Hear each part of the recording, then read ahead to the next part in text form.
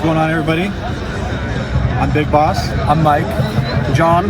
We're Judicator. And this is the Brutally Delicious podcast. The Brutally Delicious Podcast. The Brutally Delicious Podcast. The Brutally Delicious Podcast. The Brutally Delicious Podcast.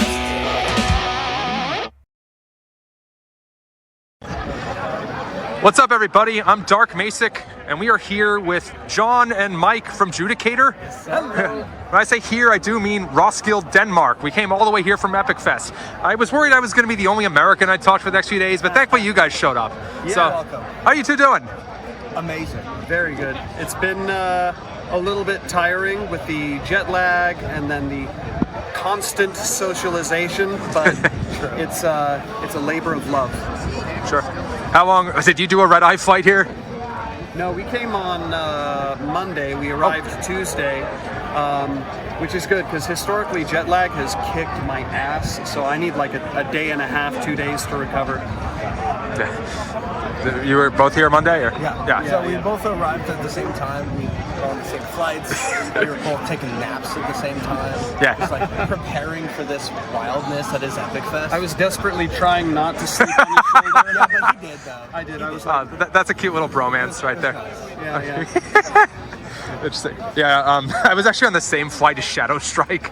Oh, nice. Yeah, because they're New York boys. Yeah, exactly. Yeah. We actually did our interview in the airport in like one of the waiting areas. I was like, that's way too funny. We can't not do that. So you just put out Concord last Friday. Like, have you gotten some good reception on it? How's it going? Yeah, it's been interesting because it's coming out kind of coinciding with Epic Fest. So I've noticed it's kind of competing with Epic Fest in terms of publicity, but we have a content calendar and it is just booked with tons and tons of great reviews and interviews and whatnot. So I've been very, very pleased with it. The Majesty of Decay was perhaps our most critically acclaimed album, surprisingly enough, because I know it was also a little bit polarizing.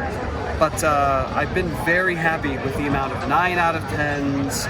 We got a 9.5 out of 10 from PowerMetal.de yesterday. Some 8 out of 10s. No bad reviews. So I'm happy about that. Brutally Delicious, we don't assign ratings. We just talk about what we like. And honestly, I think that's more the better way to do it, because every time, sorry to eat up all of the space, but like when You're great. every time when the album is done, in the album process, I listen to it start to finish, and I go on a walk and I think like, what is this? Like an 8 out of 10, a 9 out of 10? God forbid it's a 7 out of 10. But I just noticed, like, after the album was done, I was walking and thinking to myself, and then I realized, oh, I'm still smiling. And I thought, you know what, this album makes me feel good. And so whatever the arbitrary rating you assign to it is, this album makes me feel good. And so that's a nice little epiphany. Very nice. I have nothing to add to that. That was great. Good job. I'm like struggling to think in my head. The way I always review albums. Sorry, are you also in the band? Yeah, this is... I saw you hovering. I was like... This is Big Boss, our bassist. Is that your actual name, like on your sports I'm shirt? John as well, so we don't get confused. Sure. You know, John too. the reason why Ace Frehley is called Ace Frehley is because his name is also Paul. They couldn't have two Pauls in the band. And Kiss. Okay, hey, what's going on? So this is like your 7th album in what, 4 years? No. We've been together. Sorry. The band has existed since 2012. 13. So yeah, but it's crazy to think that the band has existed over 10 years. That's longer than my marriage. That's nice. Did I just say 7 albums in 4 years? That would be a tight schedule. I think I got it backwards. I'm sorry. Fucking jet lag. But yeah, how do you keep the creativity going? Like this long on, you're still producing new content, even if it is sometimes polarizing. But I think it's always having a head start. So the album Concord just came out, and I've already got creative ideas for the creative direction. We're already talking about strategies for what the next album is going to look like. We never want any 2 albums to be too similar. We want to keep it creatively interesting, so we have some ideas that I think will make the next album a unique and fun step in a different direction. So stylistically, something that I was like kind of interested in. When I got the promo, Bruce, who runs the podcast, said like, "Hey, this is power metal, or so you'll like it." And when I listen, I just joked. I talked with the guys in Battleborn. If you want to make power metal, you take the chords to Africa and put double bass drumming under it, and that is a solid formula. But you guys have more riffs. Is there like? I mean, it's not just formulaic. I thought there was like a lot of like. I don't want to say creativity and non-generic, because frankly, those are generic terms. But it was more like you wrote something that like took effort. Where's like, are there specific influences that are going into like, hey, let's do more riff-based songs that are still melodic?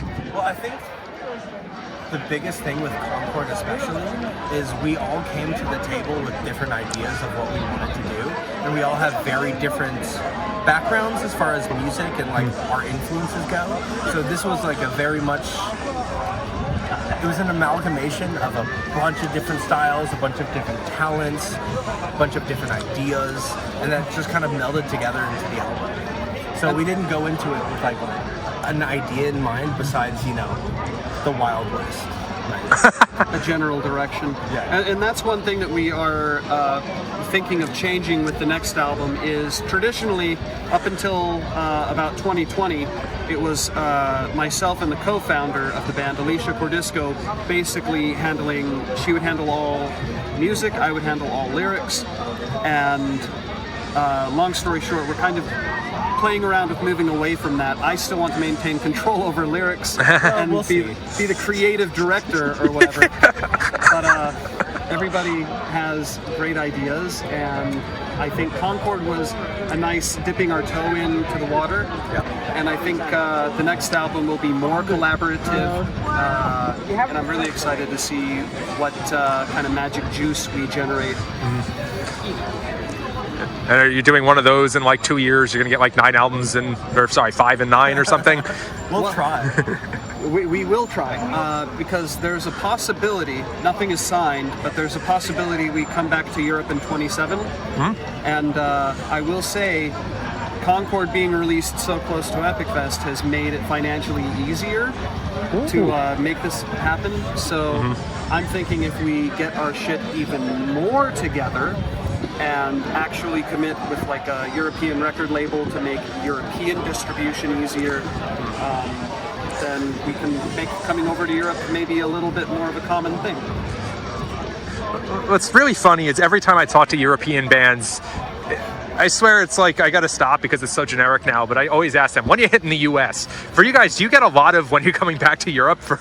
Yeah.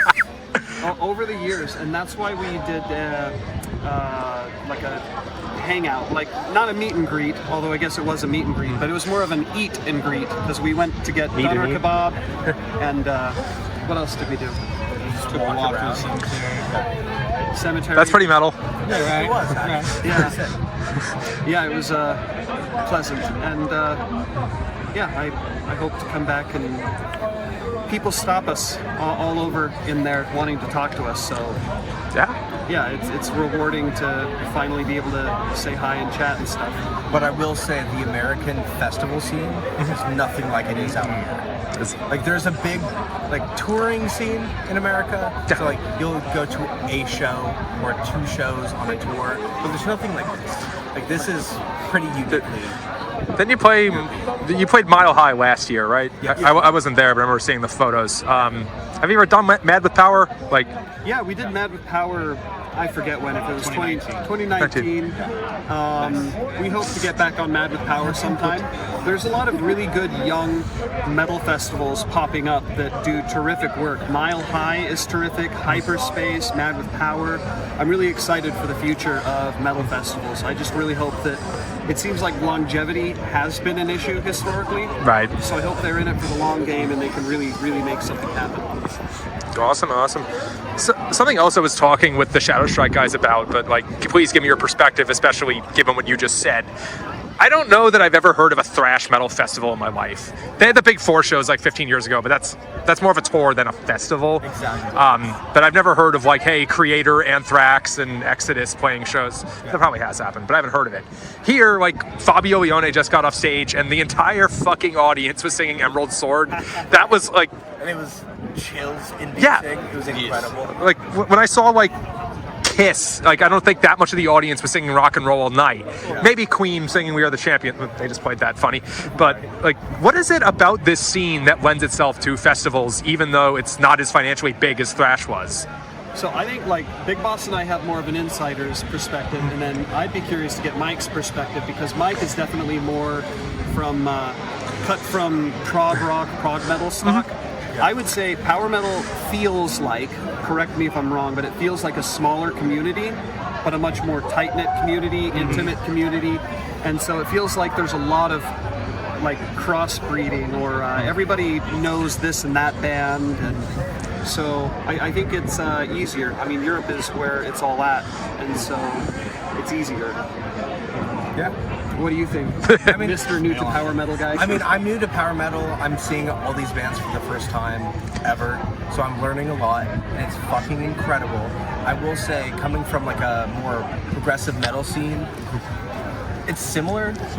It's a similar scene where everybody knows everybody, and everybody is like rooting for everybody else. But it's also like people are willing to travel. People are willing to like, this is the time to go, right? So people are like willing to go take a plane, take a train. They're I did here both. for the weekend, right? Like we've done all of the above. I met a guy who came. We met a guy who came to the Eat and Greet from Japan, Hiroshi, and there were two gentlemen from Indonesia. It's crazy. Yeah. It's Nice. not just Europe. There's Americans. There's Europeans, Asians. I presume there's got to be a Brazilian somewhere here. I know. I saw a woman with a Brazil shirt, and that's a Brazilian thing. Just yell 7-1. she'll be happy. Yeah. Oh yeah, awesome. I guess just last thing, because this was like super puzzling when I first looked you up before I reviewed Concord. Metal Archives lists your themes, like lyrical themes, as historic concepts and then existentialism. Yeah. That I can safely say never had that on my bingo card. I think that's unique. Explain, please. Well, so Take it away, John. Yeah. The common threads throughout our discography definitely are history and existentialism. So with the historical albums, there's like character studies of Napoleon Bonaparte, Frederick the Great, Belisarius, to a lesser extent Godfrey de Bouillon, if I'm pronouncing that right, from the First Crusade. I know one of those people. But then we have albums like The Majesty of Decay and At the Expense of Humanity that really grapple with heavily existential topics, dealing with like cancer, the loss of a loved one, or yourself, that kind of thing. So, I kind of view Judicator as my own therapy, where I can work through issues that are interesting or concerning to me. Death has historically been a big one. So yeah, death, faith, history, the meaning of life, life's deepest questions. Awesome. Dudes, thank you so much for this. Awesome seeing you. Wait, you're playing tomorrow, right? Tomorrow night, Yes. Okay. 12:30 to 1:30 Sunday morning. Oh, well, that's like 6 p.m. New York time, so I'm Yeah. fine. Awesome. Don't get too drunk, tired, or hungover.